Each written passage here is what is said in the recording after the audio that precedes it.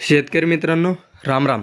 आज देखील राज्यातील अनेक भागांना जोरदार पावसाची शक्यता आहे. तर ते भाग कोणते किंवा ते जिल्हे कोणते जाणून घेण्याआधी महत्त्वाच्या सूचनावर एक नजर टाकू. सर्व शेतकरी बांधवांना सूचित करण्यात येते की आजपासून राज्यात फक्त काही दिवसच पाऊस आहे. त्यानंतर पाऊस काहीशी विश्रांती घेण्याची शक्यता आहे. परंतु त्याआधी राज्यातील बऱ्याच भागात जोरदार पाऊस होणार आहे. तसेच या दरम्यान हवामान विभागाने राज्यातील काही भागांना रेड अलर्ट देण्यात आला आहे. त्यामुळे अशा भागातील शेतकऱ्यांनी सावध राहा आणि काळजी घ्या. नमस्कार, मी डॉक्टर मच्छिंद्र बांगर. महाराष्ट्रातील आणि देशातील हवामान परिस्थिती संदर्भात ताजा अंदाज देणारे तीव्र कमी दाब बंगालच्या उपसागरात तयार झाला आहे. त्याचा मार्ग महत्त्वाचा आहे आणि कशा पद्धतीने त्याचा पुढचा प्रवास होईल ते आपण बघणारच आहोत. परंतु त्यापूर्वी आपण हे बघणं आवश्यक आहे की त्यामुळे जी ट्रफ निर्माण झालेली आहे ती जवळपास राजस्थानपर्यंत पोहोचलेली आहे. त्याचबरोबर एक चक्रकार स्थिती अरबी समुद्रात देखील तयार झाली असून ती देखील खास करून उत्तर कोकणाला प्रभावित करेल असा अंदाज आहे. ज्यांनी या चॅनलला सबस्क्राईब केलं नसेल, दररोज व्हिडिओ बघतात, त्यांनी देखील या चॅनलला सबस्क्राईब करायचा प्रयत्न करा की जेणेकरून तुम्हाला दररोजचं नोटिफिकेशन येईल आणि तुम्हाला नवीन अपडेट हवामानाविषयी समजेल. महाराष्ट्राचा विचार करता नंदुरबार जिल्ह्यामध्ये अजूनही दुष्काळी परिस्थिती आहे. विदर्भ आणि कोकण पावसाळी परिस्थिती सुधारली आहे.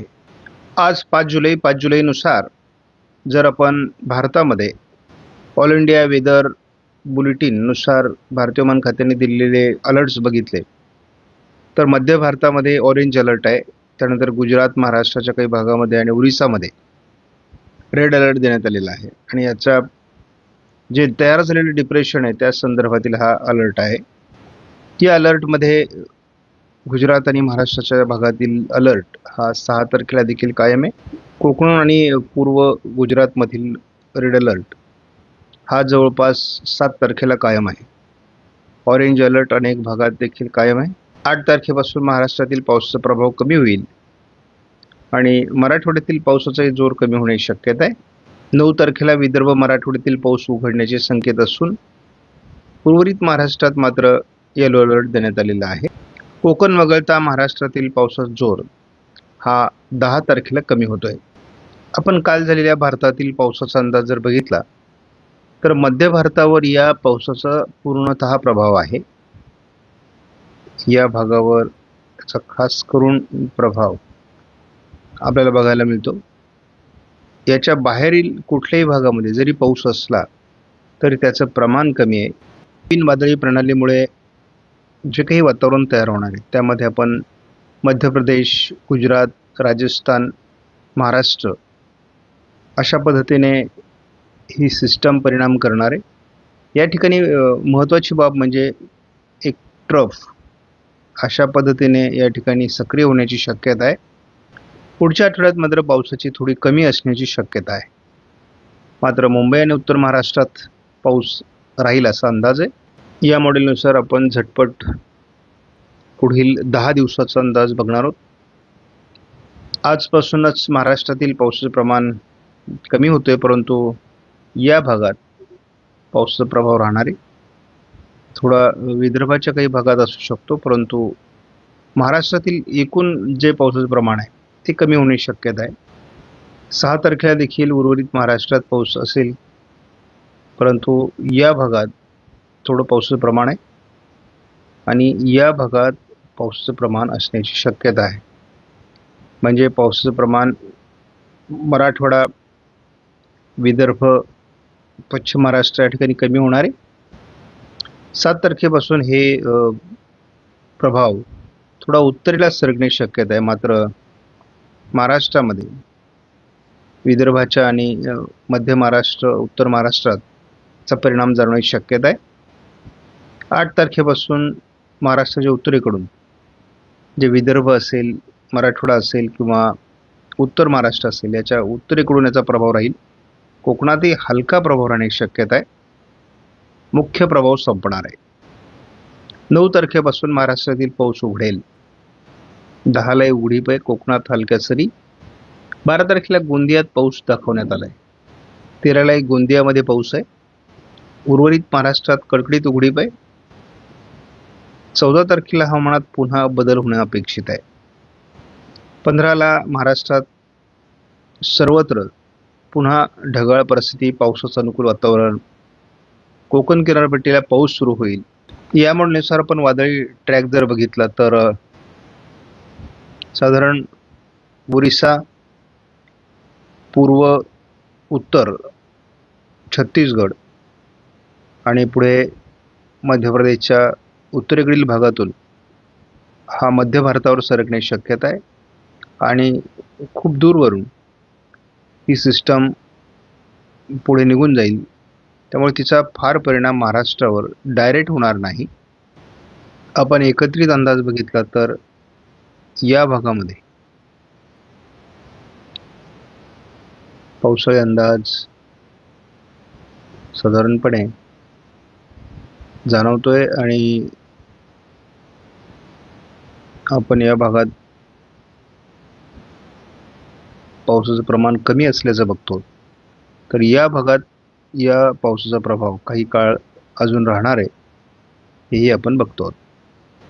आज सर्वांना महत्त्वाची सूचना म्हणजे कोकण किनारपट्टीला अगदी रत्नागिरीपासून कोल्हापूरपर्यंत आणि या सर्व भागात अतिवृष्टीची शक्यता आहे. त्यामुळे मुंबईसह महाराष्ट्रामध्ये मोठ्या प्रमाणात पावसाची शक्यता वाढते. आपण जर धावता अंदाज यामध्ये आजचा घेतला तर एक चक्राकार स्थिती अरबी समुद्रात असल्यामुळे त्याचा परिणाम उत्तर कोकणामध्ये मोठ्या प्रमाणात होण्याची शक्यता आहे. त्यानंतर याचा प्रभाव उद्या देखील मुंबईसह अहिल्यानगर, छत्रपती संभाजीनगर, नाशिक, मालेगाव, नंदुरबार, धुळे, जळगाव या सर्वच जिल्ह्यांना 6 तारखेला होण्याची शक्यता आहे.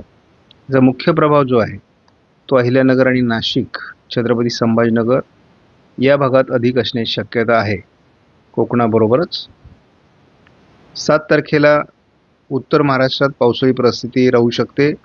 थोडं पश्चिम विदर्भापर्यंत किंवा विदर्भाच्या बऱ्याच जिल्ह्यांमध्ये उत्तरेकडून परिस्थिती असेल. मात्र 8 तारखेपासून याचा प्रभाव कोकणातील कमी होईल आणि एकूणच 9 तारखेपासून पावसाळी खंडाला सुरुवात होईल महाराष्ट्रामध्ये. जवळपास हा खंड बराच काळ राहील. 14 तारखेपासून किंवा 15 तारखेपासून कोकणात पुन्हा एकदा पावसाचं अनुकूल वातावरण तयार होईल, परंतु ते फारसं प्रभावी असणार नाही आपण बघतो. आणि त्यामुळे महाराष्ट्रामध्ये एक पावसाळी खंड तयार होऊ शकतो. हलका पाऊस घाटमाथ्यावर होत राहील. उर्वरित महाराष्ट्रामध्ये स्थानिक वातावरण असू शकतं, परंतु फार प्रभावी वातावरण असणार नाही. परंतु याचा अर्थ पाऊस उघडेल, अगदी संपूर्ण जुलै कोरडा जाईल असं नाही. पुढे पुढे अनेक फॅक्टर असतात. नवीन नवीन वादळी प्रणाली विकसित होतात आणि त्यामुळे यदा कदाचित 20-22 तारखेनंतर पुन्हा पावसाचे प्रमाण वाढू शकतं असे काही संकेत मॉडेल देऊ लागले आहेत. परंतु शेवटी हा अंदाज आहे. यामध्ये काय परिवर्तन होतात ते आपल्याला बघावे लागतील. परंतु घाबरून जाण्यासारखी परिस्थिती नाही. येत्या उरलेल्या कालावधीमध्ये म्हणजे 9-8 तारखेपर्यंत अजून महाराष्ट्रामध्ये बऱ्याच भागात खूप चांगला पाऊस होणार आहे. शेतकरी मित्रांनो, राम राम. आपण कालच्या प्रश्नाचे जे कमेंट्स आले होते त्याचे उत्तरे जाणून घेणार आहोत. त्याआधी थोडक्यात महत्त्वाचं बोलू. तर मित्रांनो, काय झालं, राज्याच्या बऱ्याच भागामध्ये म्हणजे थोडेफार तालुके काही असतील, काही गावं देखील असे आहेत की ज्या गावाच्या एका भागात पाऊस होरला, दुसऱ्या भागात होऊन राहिला. पण राज्यातील एकंदरीत वातावरण असं आहे की कुठे मुसळधार पाऊस झाला की त्याच्या बातम्या प्रसारित होतात आणि शेतकऱ्यांना वाटतं की संपूर्ण राज्यातच पाऊस झाला. तर असं नाही, तर बऱ्याच भागातील शेतकऱ्यांची परिस्थिती ही सध्या चिंताजनक अवस्थेत आहे. त्या भागात पेरणी देखील झालेल्या नाहीत आणि काही भागात पाऊस खूप पडला की तिथे वापसा नसल्यामुळे पेरण्या झालेल्या नाहीत आणि काही भागामध्ये पेरण्या एकदम मार्गी लागलेल्या आहेत. तर अशातच शेतकऱ्यांना हे पुढील 2-3 दिवस जे आहेत तर हे या सालाची दिशा ठरवतील असे राहणार आहेत, कारण की लवकरच राज्यातील पाऊस उघडणार आहेत. तर मित्रांनो, उघडणार आहेत, एक गोष्ट लक्षात ठेवा, उघडणार आहेत म्हणजे याचा अर्थ पूर्णपणे पाऊस उघडणार नाहीत. तर काही भागामध्ये पाऊस चालू असेल, फक्त पावसाचे जे प्रमाण आहे तर ते कमी झालेलं असेल आणि परत पाऊस येईल तर ते केव्हा, तर आपण पुढील व्हिडिओमध्ये त्याचा सांगण्याचा प्रयत्न करू. चला तर आपल्या जास्त वेळ न घेता आपल्या कमेंट्सला सुरुवात करू. ते का शेतकरी बंधूंनी कमेंट केली, श्रीगोंदा तालुक्यात पाऊस नाही, तर आज हलक्या मध्यम पावसाची शक्यता आहे. तर उद्या आणि परवा हलक्या ते मध्यम पावसाचाच अंदाज या भागात आहे. त्यानंतर आहेत बीड तालुक्यात अजिबात पाऊस नाही. तर आज हलक्या मध्यम पावसाचा अंदाज आहे. 6-7 जुलै दरम्यान या भागात पावसाचा जोर वाढू शकतो असा अंदाज सध्या घडीला दिसत आहे. त्यानंतर कर्जत तालुक्यात पाऊस नाही. तर आज तुरळक ठिकाणी हलक्या मध्यम पावसाचा अंदाज आहे. 6 आणि 7 जुलैला देखील हलके ते मध्यम पावसाचा अंदाज कर्जत तालुक्यात आहे. भुसावळ तालुक्यात दमदार पाऊस कधी होणार? तर आज काही भागांना दमदार पावसाचा अंदाज आहे. 6 ते 8 जुलै दरम्यान या भागात चांगल्या पावसाची शक्यता आहे. जालना तालुक्यात पाऊस नाही. तर मित्रांनो, झडीसारख्या पाऊस जालना, छत्रपती संभाजीनगर म्हणजे असे बरेच भाग आहेत जिथे चालू आहेत. तर आज अंशतः ढगाळ हवामान राहू, अधूनमधून झडीसारखा पाऊस. तर उद्या पावसाचा जोर वाढू शकतो. 7 जुलैला अजून सुधारणा पावसामध्ये पाहायला मिळू शकते. बार्शी तालुका आज हलका मध्यम पाऊस होऊ शकतो. 6, 7, 8 जुलै देखील हलक्या ते मध्यम पावसाची शक्यता या भागात आहे. नेवासा तालुक्यात पाऊस कधी होणार? तर आज मध्यम पावसाचा अंदाज आहे. तर 6-7 जुलै दरम्यान या भागात चांगल्या पावसाची शक्यता आहे. साटणे तालुक्यात पाऊस कधी होणार? तर आज तुरळक पावसाचा अंदाज आहे. उद्यापासून या भागातील पाऊस वाढू शकतो. 7-8 जुलैपर्यंत पावसाचा जोर कायम राहील. जामखेड म्हणजे जामखेड दक्षिण भागामध्ये अहिल्यानगर जिल्हा. तर आज उद्या हलका तर 7-8 दरम्यान थोडा चांगला पाऊस या भागात होऊ शकतो. त्यानंतर आहे येवल्याचा उत्तर भागात पाऊस कधी होईल? तर आज पावसाचा अंदाज आहे 6 जुलैला म्हणजे उद्या दुपारनंतर ते 7 जुलैपर्यंत दरम्यान या भागात जोरदार पावसाची शक्यता आहे. तर मित्रांनो, हे झाले आपल्या ज्या काही शेतकऱ्यांनी कमेंट्स केल्या त्या कमेंटची उत्तरे. यानंतर आपण थोडक्यात जाणून घेऊ की आज नेमकी कोणत्या भागामध्ये पाऊस होऊ शकतो. तर मित्रांनो, या अंदाज जे आहेत तर पूर्ण मॉडेल बेस आहेत. मी आपल्याला पहिल्या व्हिडिओपासून सांगत आलं आणि यामध्ये बदल होऊ शकतो याची देखील सर्व शेतकऱ्यांनी नोंद घ्यावी. तर आज कोकणामध्ये मुसळधार पावसाचा अंदाज आहे. म्हणजे कोकणातील बहुतांश सर्व जिल्हे जसे की आणि जे वरती मुंबई, ठाणे, पालघर या भागात देखील पावसाचा अंदाज आहे. तसेच पुणे, सातारा, कोल्हापूर, अहिल्यानगर, नाशिक, नागपूर, नांदेड, लातूर, अमरावती, यवतमाळ, अकोला, जळगाव, छत्रपती संभाजीनगर, जालना, सोलापूर, बीड, नंदुरबार, धुळे या भागात देखील आज पावसाचा अंदाज आहे. चला तर व्हिडिओला शेवटपर्यंत पाहिल्याबद्दल आपल्या सर्व शेतकऱ्यांचे खूप खूप धन्यवाद. भेटू पुढच्या व्हिडिओमध्ये असेच आपल्या कमेंटची उत्तरे घेऊन. तोपर्यंत जय जिजाऊ, जय शिवराज, जय शंभूराज.